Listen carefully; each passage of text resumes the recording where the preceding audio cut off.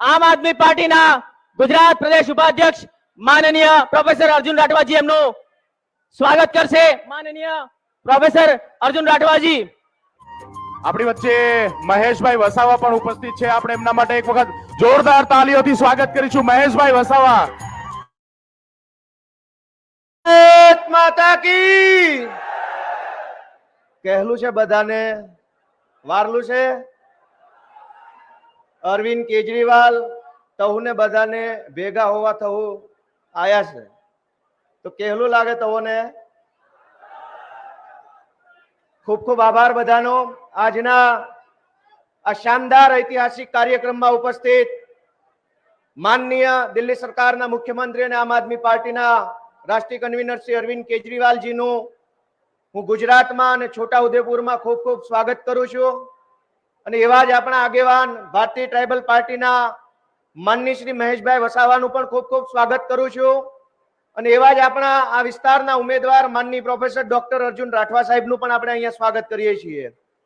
આ સિવાય મંચ ઉપર ઉપસ્થિત માનનીય સુદાનભાઈ, ઇન્દ્રનીલભાઈ, ગુલાબસિંહજી, સંદીપભાઈ, તમામ આપણા માનનીય નેતાશ્રીઓ અને છોટાઉદેપુર આજુબાજુના તમામ જિલ્લામાં દૂર દૂરથી પધારેલા આપ તમામ ક્રાંતિકારી કાર્યકર્તાઓને હું વંદન કરું છું, નમસ્કાર કરું છું। જેવી રીતે આપણે બધાએ જોયું કે ગુજરાતમાં લાંબા સમયથી એક શાનદાર મજબૂત વિકલ્પની જરૂર હતી અને એ જરૂરિયાત માનનીય અરવિંદ કેજરીવાલજીના આવવાથી, આમ આદમી પાર્ટીના આવવાથી પૂરી થઈ છે। ત્યારે ભાજપ અને કોંગ્રેસના ટોળાની અંદર હાહાકાર મચી ગયો છે। ભાજપની અંદર ડર ફેલાઈ ગયો, કોંગ્રેસમાં ડર ફેલાઈ ગયો કે અરવિંદ કેજરીવાલજી આવી ગયા, હવે ભાજપ કોંગ્રેસની દુકાનો બંધ થઈ જશે, ભ્રષ્ટાચારની દુકાનો બંધ થઈ જશે। અરવિંદ કેજરીવાલજી આવ્યા, ગેરંટી લાવ્યા કે ગુજરાતના તમામ લોકોને 300 યુનિટ વીજળી મફત મળશે। આવું કહેતા જ ભાજપવાળાની દુકાનના પાટિયા પડવાની શરૂઆત થઈ।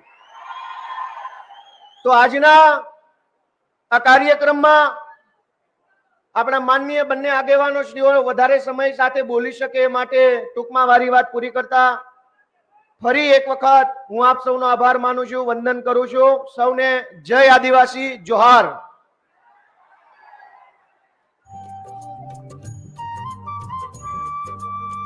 ખૂબ ખૂબ આભાર માનનીય પ્રદેશ પ્રમુખ શ્રી।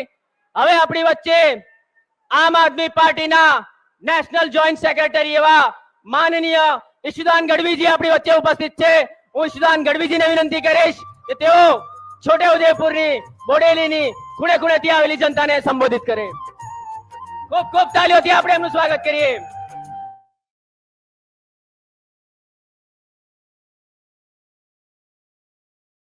भारत माता की जय, जोहार। माननीय अरविंद जी, महेश भाई ने, गोपाल भाई, इंद्रनील भाई, गुलाब भाई, तमाम महानुभाव मित्रों, आजे तमने लागे छे गुजरातनी राजनीति बदलाई रही छे? અત્યાર સુધી ટેક્સના રૂપિયા ક્યાં જતા હતા? ઉદ્યોગપતિઓના ખિસ્સામાં જતા હતા, નેતાઓના ખિસ્સામાં જતા હતા। ઉદ્યોગપતિઓને રાહતના સમાચાર આવતા હતા, પણ પહેલી વખત હિન્દુસ્તાનમાં અને પહેલી વખત ગુજરાતમાં માનનીય અરવિંદજીએ તમને ને મને વીજળી ફ્રી આપવાનો કહીને આપણે રાહત આપવાની વાત કરી કે ન કરી? કરી કે ન કરી? तो कहेવાનો मतलब ई छे के भाजप वाळाने पेटमां केम दुखे छे?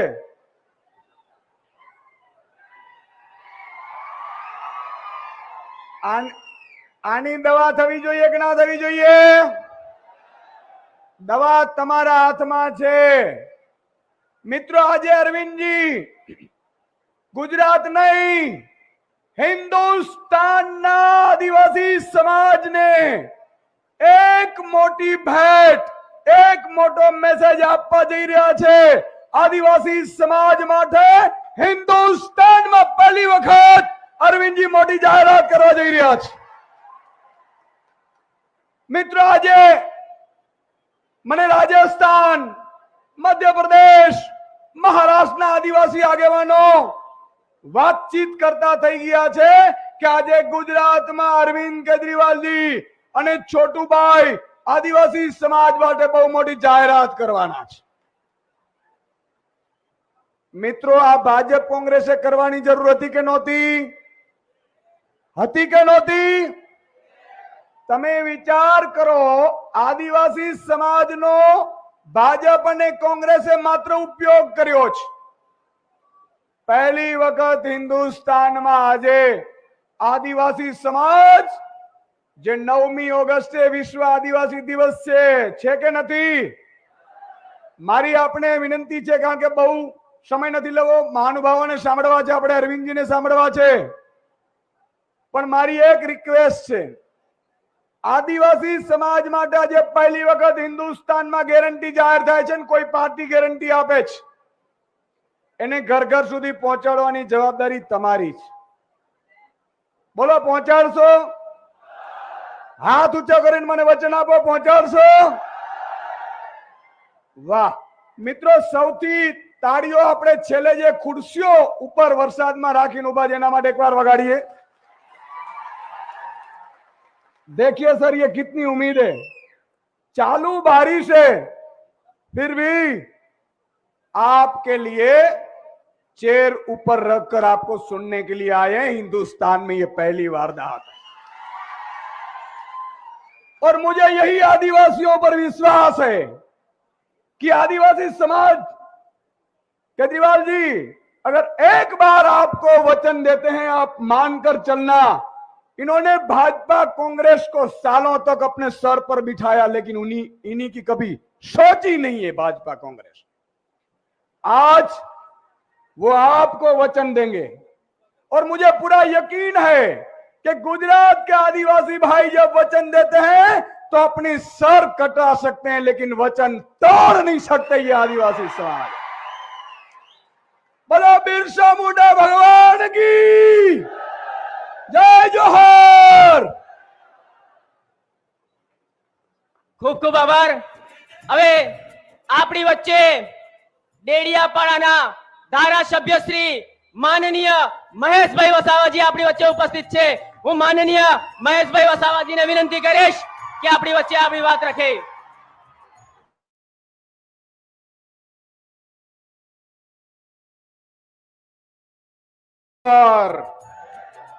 जय जोहार. जय आदिवासी. जय आदिवासी. एक तीर एक कमान. एक तीर एक कमान. આજની આપણી છોટાઉદેપુરની અંદર માન્ય દિલ્હીના મુખ્યમંત્રી કેજરીવાલજી આદિવાસીઓ માટે જે ગેરંટી લઈને આવ્યા છે, અને આજે ગુજરાતની અંદર માન્ય ગરીબોના મસીહા એવા છોટુભાઈ વસાવા સાહેબ આજે આ છોટાઉદેપુરની ધરતી પરથી, આ બોડેલીની ધરતી પરથી ખાસ કરીને મારા આદિવાસી ભાઈઓ આજે પધારેલા છે. બધાનું નામ તો નથી લઈ શકતા, પણ એમની સાથેની ટીમને પણ આજે અમે આવકારીએ છીએ. આ ગુજરાતની અંદર અને અનેક જિલ્લાઓમાંથી, છોટાઉદેપુરથી, અનેક તાલુકાઓમાંથી પધારેલા મારા ભાઈઓ, બહેનો, યુવાનો અને પત્રકારો સાથે પોલીસ મિત્રો, સૌને અમારા અભિનંદન. ખાસ કરીને આપણી ગેરંટી છે એની પર વાત કરીએ કે આદિવાસી વિસ્તારમાં જળ, જમીન, જંગલ આદિવાસીઓનું છે. એ આજે કેજરીવાલ સાહેબે 3 ગેરંટી લઈને આવ્યા છે છોટુભાઈ સાથે. પહેલી ગેરંટી કે આદિવાસી વિસ્તારની અંદર અનુસૂચિ 5 લાગુ કરવા માટેની આજે ગેરંટી આપવાના છે. આપણને બધાને મંજૂર છે ને? શેડ્યુલ 5 આદિવાસી વિસ્તારમાં કોઈ પણ આ વિસ્તારની ગ્રામ સભાઓને પૂછ્યા વગર આ વિસ્તારમાં કોઈ જમીન અને કોઈ પગ પણ મૂકી નહીં શકે એ જાતની ગેરંટી આપવાની છે આજે. બીજી ગેરંટી છે ટ્રાઇબલ એડવાઇઝરી કમિટી. એટલે ટ્રાઇબલ એડવાઇઝરી એટલે આદિજાતિ સલાહકાર સમિતિ, જેના ચેરમેન આદિવાસી જોવા જોઈએ. છતાં ભાજપ ને કોંગ્રેસની સરકારમાં હમણાં સુધી જે મુખ્યમંત્રી બન્યા એ લોકો જ એના ચેરમેન બન્યા છે. પણ હવે પછીનું આ કેજરીવાલની સરકાર, છોટુભાઈની સરકાર આવશે તો એના ચેરમેન ટ્રાઇબલ એડવાઇઝરી કમિટીના એના ચેરમેન આદિવાસી જ હશે, એ નિશ્ચિત કરવામાં આવ્યું છે. સાથે સાથે પૈસા એક્ટ એટલે ગ્રામ સભાઓને જે પાવર આપ્યા છે, ગ્રામ સભા, વિધાનસભા, પાર્લામેન્ટ અને સુપ્રીમ કોર્ટ પણ એની ઊંચે એ ગ્રામ સભાને પાવર આપવા માટે કેજરીવાલ સાહેબે અને છોટુભાઈએ એની પણ ગેરંટી લીધી છે કે ગ્રામ સભાઓને એવા પાવર આપવામાં આવશે કે ગ્રામ સભાને પૂછ્યા વગર આ વિસ્તારની અંદર કોઈ પણ બીજું કોઈ પ્રોજેક્ટ લાખી નહીં શકે. બાકીની વસ્તુ છે તો કેજરીવાલ સાહેબ કે છે, પણ અમે ખાસ કરીને એ કરીએ છીએ કે આદિવાસી વિસ્તારમાં જે જંગલો અને પાણીની વાત કરું, આજે અહીં ગાડી બોડેલીની અંદર આખા દેશની અંદર અહીંથી રેતી જાય છે ને આપણી રેતી. એના માલિક કોણ છે આજે? આજે ખાણના માલિકો બધા બહારથી આવે છે. અહીંની રેતી સુરત થી, બોમ્બે થી બધે જાય છે. અહીં આદિવાસીને કોઈ ફાયદો છે ભાઈ? નથી ને. હવે પછી જે ગેરંટી પૈસા એકની વાત છે, હવે પછી અહીંના જે ખાણના માલિકો અને અહીંની ગ્રામ પંચાયતોને ભાગીદારી મળવાની છે. આ રેતીની અંદર આદિવાસી વિસ્તારની ગ્રામ સભાઓ અને આ વિસ્તારના બધાને ભાગીદારી અને રોયલ્ટી એને આપવામાં આવશે. પથ્થર હોય કે રેતી હોય કે ડોલોમાઇટ હોય, આ બધાની અંદર આદિવાસીઓની ગેરંટી આપવામાં આવે.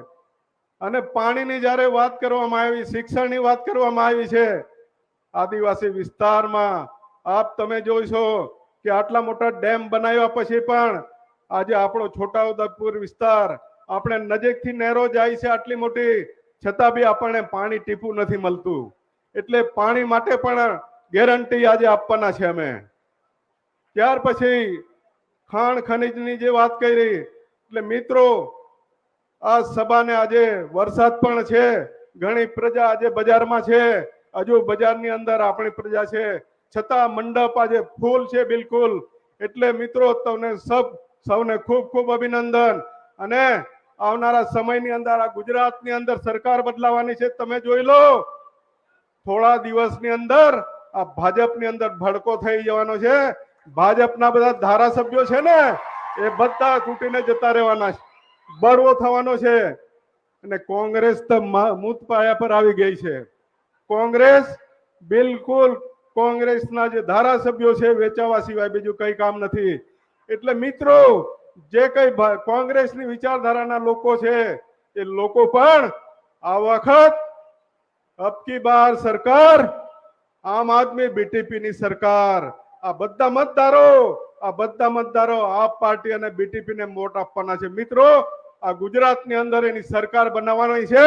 આ 5 મહિના પછી જોઈ લેજો કે આદિવાસી વિસ્તારમાં રોજગારી, શિક્ષણ, આરોગ્ય અને પાણીની સુવિધા કરી દઈશું.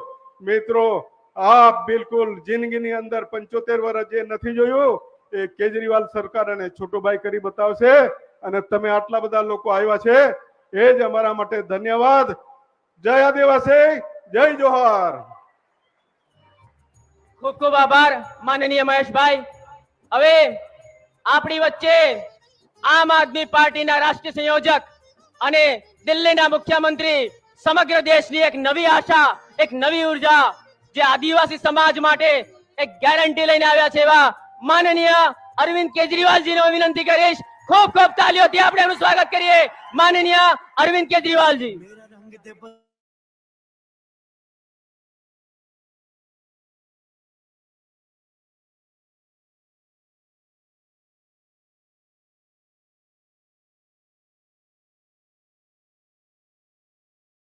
जोर से भारत माता का जयकारा लगाएंगे, दोनों मुट्ठी बंद करेंगे, हाथ ऊपर करेंगे और जोर से बोलेंगे, भारत माता की, भारत माता की, इनकलाब, इनकलाब, वंदे, वंदे, जय जोहर, जय जोहर। इतने हजारों हजारों की संख्या में आए हुए आदिवासी समाज के सभी भाइयों बहनों माताओं बुजुर्गों बच्चों, आप सब लोगों को नमस्कार, सब लोगों को मेरा प्रणाम। और खासकर जो टेंट के बाहर पीछे इतनी बारिश में अपने सर के ऊपर कुर्सी लगा के लोग खड़े हुए हैं, मैं तहे दिल से आप लोगों का शुक्रिया अदा करता हूं। इतनी तकलीफ उठा के आप लोगों ने इंतजार किया हमारे आने का, मैं बहुत बहुत आप लोगों का आभारी हूं। वैसे हमारे यहाँ बारिश को बड़ा शुभ माना जाता है, बारिश को बहुत अच्छा माना जाता है। आज की बारिश, इतनी भारी बारिश जो हो रही है, थोड़ी तकलीफ तो हुई, लेकिन ये दिखा रहा है कि भाजपा का जाने का टाइम आ गया है। अब गुजरात के अंदर नई राजनीति होगी, नई पार्टी आएगी, नए चेहरे होंगे, नई क्रांति होगी। गुजरात के अंदर बदलाव शुरू होगा। 27 साल से जो ये लोग लूट रहे थे, खसोट रहे थे, अब इसको बंद करने का टाइम आ गया। आ गया कि नहीं आ गया है? अभी थोड़े दिन पहले लट्ठा कांड हुआ, सुना आप लोगों ने? किस किस ने सुना लट्ठा कांड के बारे में? कई लोगों की मौत हो गई, जहरीली शराब पीने से कई लोगों की मौत हो गई, कई लोग अस्पताल में भर्ती हुए, भावनगर के जिला अस्पताल में। उनकी हालत बड़ी गंभीर थी, जिंदगी मौत से जूझ रहे थे। मुझे पता चला, मैं दिल्ली से आया, भावनगर गया अस्पताल में उनसे मिलने के लिए। उनसे मैंने बात की, पता चला, मैंने कहा क्या क्या हुआ था? उन्होंने बताया कि शराब बेचने वाला आया था। तो मैंने कहा कि शराब छुप छुप के बेचते हैं क्या? बोले नहीं सर, रोज आते हैं शराब बेचने, खुलेआम बेचते हैं। खुलेआम बिकती है क्या शराब? आप लोगों से पूछना चाहता हूं, गुजरात में खुलेआम शराब बिकती है क्या? बोले खुलेआम बेचते हैं। हमने शराब पी और उस दिन हमारे साथ ही हो गया। मुझे बहुत दुख हुआ, बहुत गरीब लोग थे, बहुत गरीब लोग थे, बहुत दुख हुआ मुझे। लेकिन दोस्तों, मुझे ज्यादा दुख इस बात का हुआ कि गुजरात के मुख्यमंत्री भूपेंद्र भाई पटेल उन लोगों से मिलने के लिए अस्पताल नहीं गए। मुझे ज्यादा दुख इस बात का हुआ कि जिन लोगों की मौत हुई, जहरीली शराब पीने से जिन लोगों की मौत हुई, गुजरात के मुख्यमंत्री उनके परिवार के लोगों से मिलने के लिए उनके गांव में नहीं गए।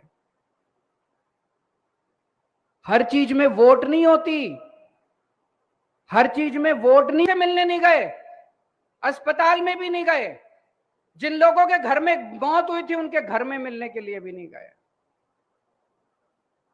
ऐसी पार्टी का क्या फायदा? आप लोगों ने, गुजरात के लोगों ने इतना भारी बहुमत देके इनको 27 साल इनको राज दिया आप लोगों ने, या आपके घर में मौत होने पे आपसे मिलने भी नहीं आते? क्या फायदा इस बात का? उन्हीं को साथ दोस्ती, दोस्त तो वो होता है ना जो दुख में काम आए, होता है कि नहीं होता? सुख में तो सारे काम आते हैं, शादी ब्याह में तो सब आ जाते हैं। मेरे घर में अगर मौत हुई, अगर कोई नहीं आया इसका मतलब वो मेरा दोस्त नहीं है, इसका मतलब वो मेरा साथी नहीं है। जो दुख में काम नहीं आए वो साथी नहीं है।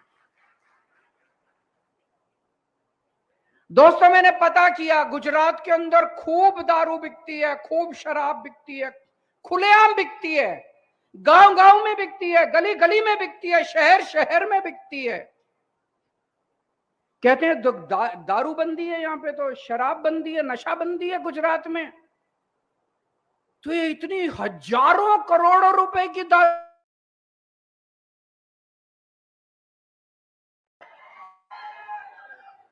हजारों करोड़ों रुपए की दारू कौन बेचता है? किसका धंधा है ये? कौन पैसे कमाता है इससे?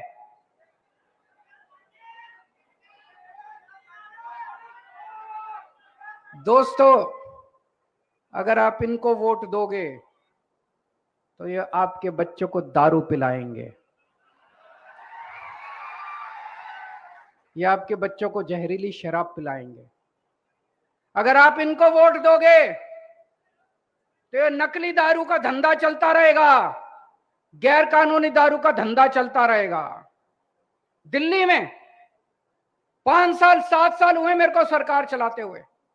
दिल्ली में हमने शानदार स्कूल बना दिए, इतने अच्छे स्कूल, गरीबों के बच्चे, रिक्शे वाले के बच्चे, मजदूर के बच्चे, दलितों के बच्चे अब इंजीनियर बन रहे हैं, डॉक्टर बन रहे हैं, वकील बन रहे हैं, बड़े बड़े बिजनेस आइडिया लेके आ रहे हैं। शानदार शिक्षा मिल रही है, शानदार स्कूल बना दिए, शानदार अस्पताल बना दिए, रोजगार दिए मैंने बच्चों को।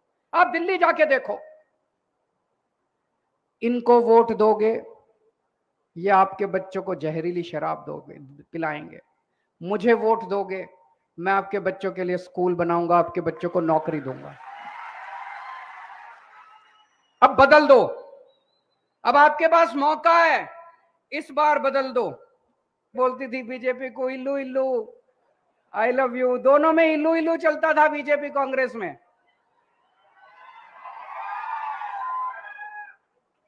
दोनों में इल्लू इल्लू, दोनों खूब ऐश कर रहे थे दोनों मिलके।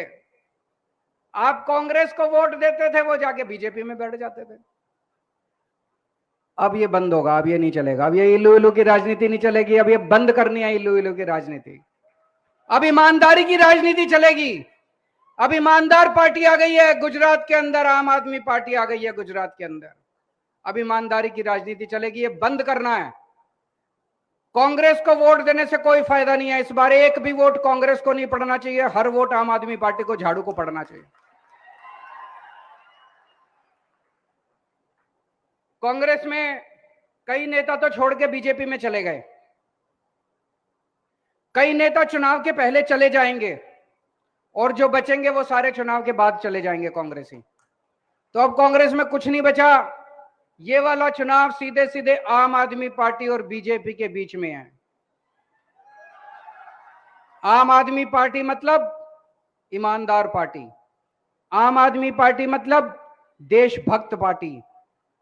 नई राजनीति, नए चेहरे, नई सोच, नई उमंग, नई एनर्जी। और भाजपा मतलब जहरीली शराब, भ्रष्टाचार, नकली दारू। आज मैं आपके बीच में आपके मुद्दों के बारे में बात करने आया हूं। मेरे को भाषण वाषण नहीं आता, मेरे को राजनीति करनी भी नहीं आती, मेरे को पॉलिटिक्स नहीं आती, मेरे को काम करना आता है, मेरे को देश के लिए काम करना आता है। मैं भी आम आदमी हूं। आज से 10 साल पहले इस देश में केजरीवाल को कोई नहीं जानता था। एक आम आदमी हूं मैं, इसीलिए मैं एक आम आदमी की समस्या समझता हूं। एक आम आदमी कैसे बड़ी मुश्किल से पैसे कमाता है, अपने बच्चों को पालता है, परिवार को पालता है। महंगाई हो गई है। तो आज मैं आपको कुछ गारंटी दे रहा हूं। गारंटी क्यों दे रहा हूं? गारंटी का क्या मतलब है? ये चुनावी वादा नहीं है। ये लोग भी आएंगे, बीजेपी कांग्रेस वाले भी आएंगे, कहेंगे ये हमारा मैनिफेस्टो, ये घोषणा पत्र, ये हमारा संकल्प पत्र, वो सब झूठे होते हैं। गारंटी मतलब आप टीवी खरीदने जाते हो मार्केट से, टीवी वाला आपको 2 साल की गारंटी देता है कि अगर 2 साल में टीवी खराब हो गया तो वापस। मैं आपको 5 साल की गारंटी दे रहा हूं।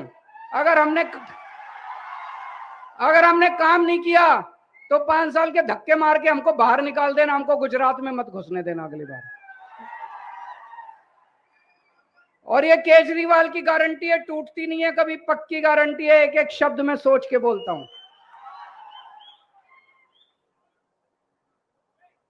पहली गारंटी जो अभी महेश भाई ने कहा, आदिवासी समाज के लिए हमारे संविधान के अंदर अलग व्यवस्था की गई है। अलग व्यवस्था क्यों की गई है? आदिवासी समाज का संस्कृति अलग है, बहुत गरीब है, इसीलिए बाबा साहब अंबेडकर ने, संविधान के निर्माताओं ने आदिवासी समाज के लिए 5th शेड्यूल बनाया, 5वां शेड्यूल बनाया, लेकिन किसी ने लागू नहीं किया। आम आदमी पार्टी को वोट दो, पहली बार गुजरात के अंदर 5th शेड्यूल लागू करके दिखाएंगे आपको, मेरी गारंटी है। दूसरी, पेसा एक्ट आया। पेसा एक्ट कहता है गांव सभा, ग्राम सभा विधानसभा से भी बड़ी होगी, संसद से भी बड़ी होगी। जो ग्राम सभा तय करेगी वही पक्का, उसके ऊपर किसी को अधिकार नहीं दिया, उसको ये मानते ही नहीं है। ग्राम सभा बेचारी कहती रहती है, प्रस्ताव पारित करती रहती है, ये पुलिस भेज के सारी जमीनों पे कब्जा कर लेते हैं। करते हैं कि नहीं करते हैं? अब ऐसे नहीं होगा। अब ग्राम सभा सुप्रीम करके दिखाएंगे। गुजरात के अंदर ग्राम सभा सुप्रीम होगी, जो ग्राम सभा कहेगी वही होगा। पेसा एक्ट को लागू करके दिखाएंगे। पेसा एक्ट को गुजरात के अंदर पहली बार लागू करके दिखाएंगे। तीसरी बात, ट्राइबल एडवाइजरी कमेटी, उसका मतलब है यह तय करना कि आदिवासी क्षेत्र के अंदर कितना पैसा कहां खर्च होना चाहिए, आदिवासी लोगों के विकास के लिए क्या काम करना चाहिए, आदिवासी समाज के क्या मुद्दे हैं, उनका निस्तारण कैसे करना चाहिए। तो ये तो ट्राइबल वाले ही बताएंगे ना, आदिवासी समाज ही तो बताएगा उनकी क्या समस्या है। उसके चेयरमैन के रूप में मुख्यमंत्री बैठ जाते हैं। मुख्यमंत्री को क्या पता आदिवासी समाज की क्या समस्या है? ये बंद करेंगे। ट्राइबल एडवाइजरी कमेटी का चेयरमैन होगा आदिवासी समाज से कोई व्यक्ति को, ट्राइबल,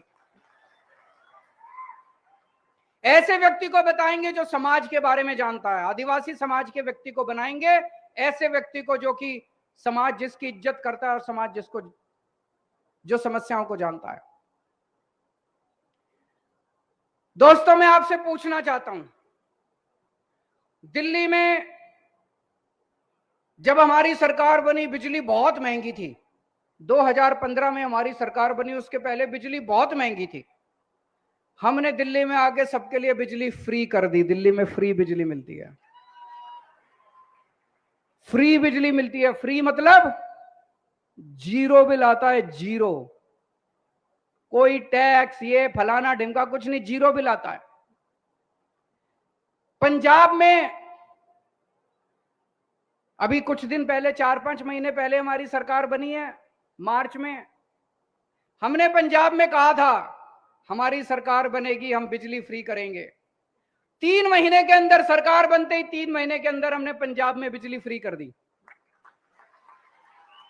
अभी पिछले हफ्ते 25 लाख परिवारों के पंजाब में जीरो बिजली के बिल आए हैं।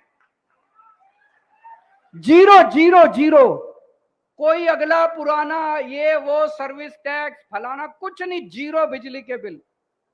और अगले हफ्ते 26 लाख और 51 लाख 51 लाख परिवारों के पंजाब में जीरो बिल आएंगे। अब हर महीने 51 लाख परिवारों के। गुजरात में जीरो बिल चाहिए कि नहीं चाहिए? जरा हाथ खड़े करके बताओ, दोनों हाथ खड़े करके बताओ, जीरो बिल चाहिए कि नहीं चाहिए? जीरो बिल चाहिए कि नहीं चाहिए? ये लोग मेरे को गालियां दे रहे हैं। ये लोग कहते हैं केजरीवाल पैसे लुटा रहा है, केजरीवाल फ्री की रेवड़ी बांट रहा है।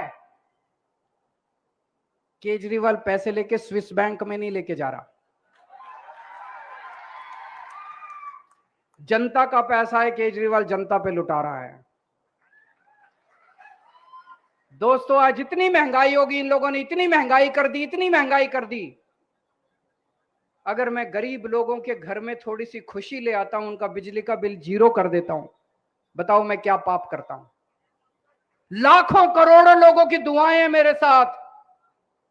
मेरे पास बैंक में कोई बैलेंस नहीं है, मेरे पास कोई पैसा नहीं है, मेरी पार्टी भी फक्कड़ है, मैं भी फक्कड़ हूं। लेकिन आज जो देश भर में इतना समर्थन मिल रहा है, वो केवल आपकी दुआओं का नतीजा है, आपके आशीर्वाद का नतीजा है। आज पंजाब के अंदर 25 लाख लोगों के जब बिल आ रहे हैं, वो हमें इतनी दुआएं दे रहे हैं, इतनी दुआएं, इतने खुश हैं लोग, यकीन नहीं हो रहा लोगों को, नाच रहे हैं गांव के अंदर, और 0 बिल आ गया, 0 बिल आ गया। यकीन नहीं होता, आजादी के बाद 75 साल में लोगों के 0 बिजली के बिल आने लगे हैं। हमारी सरकार गुजरात में बनेगी, 3 महीने के अंदर, 3 महीने के बाद जो आपका बिजली का बिल आएगा वो 0 होगा। केजरीवाल की गारंटी है, हर परिवार को 300 यूनिट बिजली मुफ्त देंगे, और पुराना आपका जितना बकाया है बिजली का बिल वो सारा माफ कर देंगे। करना चाहिए कि नहीं करना चाहिए?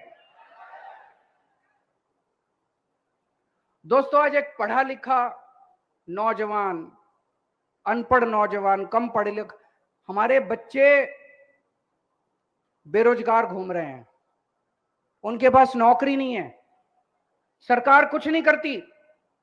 रोज देखो परीक्षा के पेपर फूट जाते हैं, पेपर लीक हो जाते हैं, जो पेपर देखो वो फूट जाता है। क्यों होता है? इनसे एक पेपर नहीं होता, सरकार चला रहे हैं, ये धर्मशाला चला रहे हैं।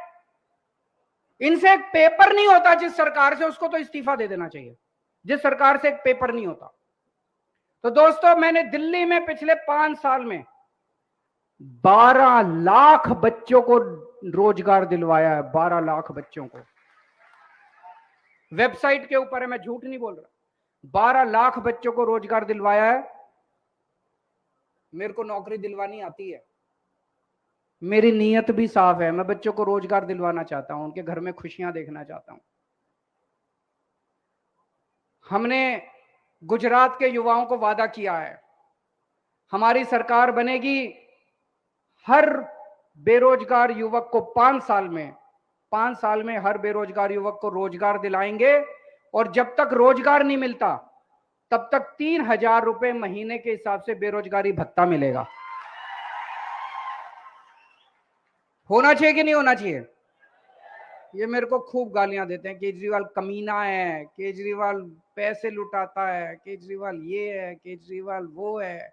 मेरे को फर्क नहीं पड़ता, मेरा तो आपके साथ इल्लू इल्लू का रिश्ता है।